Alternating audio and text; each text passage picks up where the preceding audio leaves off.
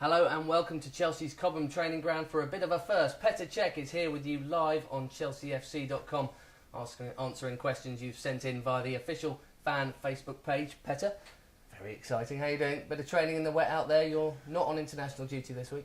I'm not on the international duty, and the training today was pretty tough. And as well, regarding the conditions, it was really raining, and it's been raining all day, so that was not a pleasant part of the training. But I was only with Ross, so we enjoyed the training with in between the goalkeepers, and it was hard, but to say it was a good and quality training. Right, let's get stuck into your questions. There have been loads of them, so apologies if we don't get to all of them. We will do our best. Shabazz first. Who and what was your biggest motivation and inspiration to become a keeper? A lot of youngsters want to be superstars and strikers. What would you say to these youngsters about the importance of goalkeeping? I think that I ended up in the goal by chance, I have to say, because when I was about 10 or 8, when I was 8, we had a game, and we didn't have any goalkeeper because one was ill and second one didn't come. I don't know why, but he didn't come, and so someone had to play in the goal. So I played that game in the goal. I did well, and then my coach wanted me to stay in the goal, and the other one wanted me to play because I played in the midfield and I played quite well. So there was a little bit of fight between them, and then when I was 10, I broke my leg playing in the midfield, and so I decided to stay in the goal. So that's why I ended up in the goal. But I think the role of the goalkeeper suits me more than anything else, because I'm sort of individual, and as well, if you just only individual like playing tennis, it's just, I would say, it's a bit sad because you're only by yourself and you don't get a joy by winning with the team. You don't have your teammates, you don't have a lot of fun and chat in the dressing room. So goalkeeper is, in many aspects, the individual sport included in the collective sport, which is perfectly, I think this is the perfect combination for me. That's why I'm in a goal. Fair enough. Okay, Shabazz. Right, Ashuli, what is it like to play in front of a huge crowd, and does it make you feel any pressure?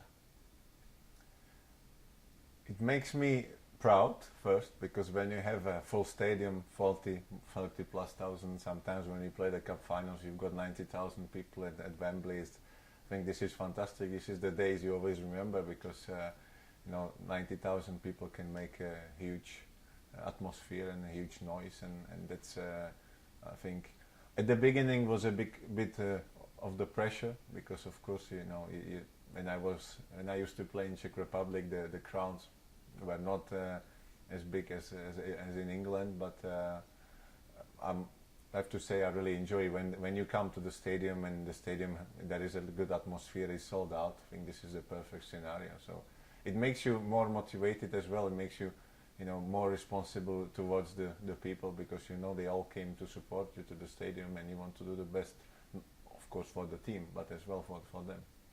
We've had a lot of questions about the headgear. Matthew, one of many. We all understand why you keep wearing it, but just wondering, now winter is coming, is the fact that you keep it on to keep your ears warm. I don't think that's probably true, is it? No. To say that during the summer days it's very hot, wearing the helmet is is not the most pleasant part, because you're definitely sweating more. And but of course, in the days like today, it is a bit of an advantage with it on. And But in the end, I have to say that the only reason I wear it is just a medical reason. So as soon as as soon as I'm told that I can play without, I will play without. But it's not the time yet. Okay. Mark Burgess, his question is, just wondering, who is the joker in the squad? He is guessing it would be either JT or Didier Drogba. JT is a joker, definitely. We've got the biggest joker of the club is Bill McCullough, the masseur. He's famous doing jokes, so he's definitely. But from the players, I would say yes. Malouda is a very funny guy as well, right. And but JT definitely will be included in the group of the jokers. Okay, question from Nelson. What do you find more difficult? Strikers with a powerful shot like Didier Drogba, or one with quick feet like Torres? This is a good question. I think it always depends on the circumstances. Sometimes, you've got such a powerful shot, but if it goes straight to you and it hits you somewhere, you have time to put your body behind. You can't control the rebound, but at least you can save it. If you have someone who shoots quick and is not too far from you, then you can save it. If it's well placed, then whatever the shot it comes, you can't save it anyway. So I would prefer that all the good strikers play with me. That would be the easiest way. Andrew and Amanda have asked about superstitions, and do you have any pre-game rituals? I don't have any, and this is simple as... That's unusual for a footballer. No, Most of them do, don't they? I can't say that because almost everyone is... I find it a bit strange and stupid, to be fair, because it's everybody's choice. Some people believe in whatever and they are superstitious, but I think being superstitious is just adding more pressure on you. And imagine, I think it doesn't have any. If you take right shoes or left one or whatever shin pads you take first, I don't think it has any impact on your performance. And as well, if you are superstitious and you always do the same, and suddenly before the big game you reverse by chance, I think you're just in the trouble. Not because you would, it doesn't make any changes in your performance, but in your mind you're stressed and you say, oh my God, something's gonna happen because I didn't take my first right boot, and then you go stressed, and maybe you will get injured. Maybe you have such a bad game because in your mind you're completely out of order. So I don't have any superstitions, any rituals, because I don't simply believe it will help. But of course the warm up before the game is always the same. Mm-hmm. It's not because it's a ritual, but because I feel well after the warm up. So that's why I keep it. Morton has asked, what is your biggest moment as a player so far, and what's your biggest moment outside football? I think I can guess the answer to the second bit of that question. So the biggest moment in the game and away from the game is definitely winning the Premier League with Chelsea the first season, because I think the whole year was just unbelievable, and of course the second back-to-back titles were unbelievable, without a doubt, but the first one, everyone was waiting 55 years for the title, so that was pretty special. So I think I would take this moment, and off the pitch definitely is the birth of my kids, without a doubt. Davin Avril Jamie has asked, how will Chelsea cope with losing 4 of our influential players because of the African Cup of Nations?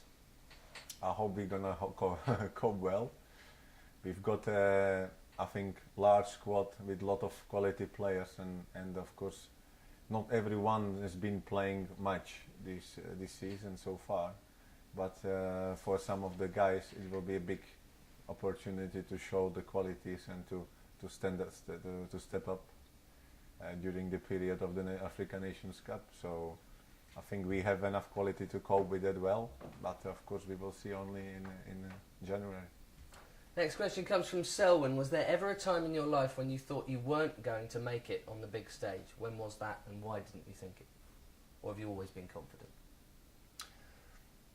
I think at any stage of my I would say career, of when I started playing football, I've never been sure that I would make it, because here in England you've got 4 professional leagues. So if you start in League 2, because it's professional and a lot of people watching it, and the scouts are going to get there to watch the games, sometimes you can see people even from League 2 making it later into the Premier League, because of the system. But in Czech Republic the professional league is the first division. Second one, not every team is. At the moment, yes, they are all professionals, but there is a big difference, and I think playing the second division in Czech Republic doesn't give you a good life, So I think was not a point. So I knew whether if I play the first division or I make it, I will play football. If I didn't, I wouldn't have played football. So I never knew. But suddenly, when I was 16, I knew that I became a number one goalkeeper of the under 16 national team, and then I realized that I'm on the good path becoming a professional football player, because we played big tournaments and everyone was watching the big tournaments, European Championships, so I knew if I do well I have a big chance, and I did very well in the under 16 championship, and then straight after that I got the reward and I signed a professional contract when I was 17. So since then I was a professional player. Never in doubt. Right, Eddie Higginson is a youngster, a teenager who's just started playing in goal for his team and wonders if you have any tips for him starting out as a keeper. What should he do? I think that the most common thing is that the young guys are asking me how do I cope when I concede a goal. It's simple because the goals are the part of the game, and I think you can, if you concede a goal, you can never change it. So you should put it behind, and then you carry on. Every time we concede a goal, I set up in my mind the result on 0-0, or even if when we score, I put it on 0-0, and I play like the game just started, a new game, so that I'm sure I finish the game as best as I can. And then, of course, if it was a bad goal, I have plenty of time to think about it afterwards, but not during the game. And if I concede a goal, I know I did everything well, but the striker hit it so well that I couldn't, reach it. Then nothing happens. I go, I carry on, because as I said, at some stage you have to accept that the goals are part of the game, and it's impossible that you stay invincible for every game. Doesn't happen very often at the moment, thank God, and certainly not at home. Right, Basil, which team will be Chelsea's toughest competition in the Champions League this year? Difficult, that. I think if I have to name all of them, it will take too much time. So at the moment, I think there is a lot of teams. They are in the group of the favorites with us, because you can never forget teams like AC Milan, Real, Barcelona. Although if they don't play, Barcelona had few draws, Inter Milan had few draws in the group stage, but the Champions League really starts with the playoffs, and then everything can change. Maybe someone new, maybe Real Madrid. Right, Luke, if you could choose the back four that sit just in front of you, who would it be and why? I hope they're not watching. No, I leave that for the manager. Fair enough. Okay, Charlie Anthony has asked, who has the hardest shot in training? The hardest shot in training has Alex. There's definitely Alex, because his shot is so powerful that we can really feel it. Does it hurt? Yes, indeed. And I would say that when Robert Hood used to be here, he had such a powerful shot as well. So him. Frank Lampard's got a good shot, very good shot. But I think from the squad we have at the moment, Alex is the winner. Okay, Yashvir has asked, what in your opinion is the most important save you've ever had to make for either Chelsea or the Czech Republic? Is there one that stands out? I played so many games now that everything just goes together, so it's difficult to choose one. But I think there is always saves where they can change the game, so even the life of the footballer. So I would maybe choose the whole game of the European Championship final under 21s, because we play against France and they had so many chances during the game, and then the penalty shootout. So I would say this game, because I had 3-4 very good saves during the game, and then I saved 3 penalties. So it was really the game to remember. You say about penalties, Amit and Morad have both asked about that. How did you feel when Chelsea won on penalties finally against Manchester United at the Community Shield? Been a long time coming. Yeah, I was thinking why it was not reversed with the Champions League final. I would give up the Community Shield straight away, to to come back, to swap the shootouts with Moscow. But you need sometimes a bit of luck, and we didn't have that. And finally, from Siluka, given the choice, if you had to choose, what would you rather win this season? The Premier League again or the Champions League for a first time? Because it's been already 3 years we haven't won the Premier League. I would buy the package if I can. If I could, I would buy the package, which is the Premier League and the Champions League. Okay. So it's very hard to choose between those two. Of course, the Champions League is winning at the moment because we haven't won it as a club. We won already Premier League titles as a club. So for the club, it's very important at some stage to win the Champions League. So at the moment, I would say the Champions League is on top, but it's very hard one to choose. And finally, a lot of people have obviously asked about Carlo Cudicini. I know you'd like to say something about him, a good friend of yours. Yeah, it's very sad, but sometimes the life brings the unfortunate situations and sad situations. I went to see Carlo yesterday into the hospital.